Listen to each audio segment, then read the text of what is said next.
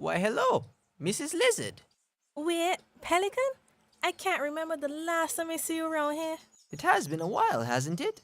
Where are you off to on this fine day? I just know my way to see the island. I decided it wouldn't hurt if I tried to educate myself, so I'm off to see some historical sites. Oh, I do believe I can help you with that, my dear. Hop on my back and I'll take you to meet some of the island's greatest historical figures. Ah!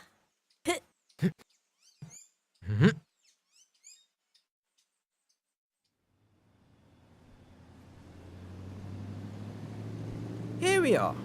Ask Lord Nelson anything you like about the area. Ask him? He's a statue. What could he possibly have to say? What could I have to say? I have been here for many, many years and I've seen a lot. So tell me, what do you want to know? Well, you could start by telling me your name. What were you good for, exactly? Good for, I am Lord Horatio Nelson. I was a flag officer, Vice Admiral to be precise, of the Royal British Navy. Saving the West Indies from the French was one of my many accomplishments.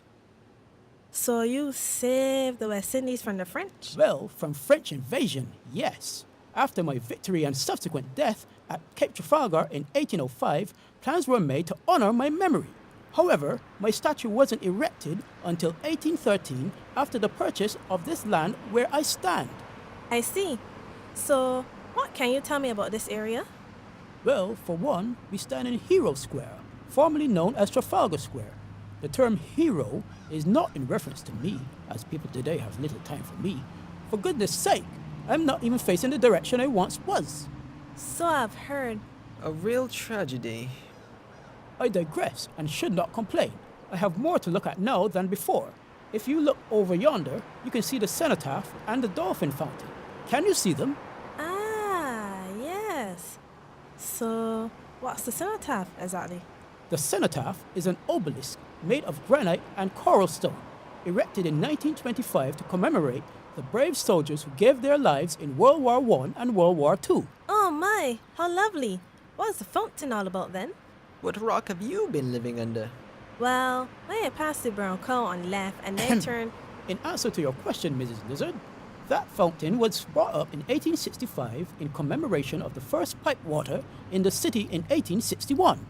Its surroundings aren't quite as old though. The garden came later on in 1882 and is also known as Dolphin Garden.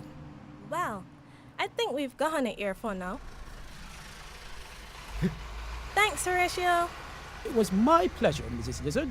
If you have time, you should visit the Dipper across the careenage at Independence Square.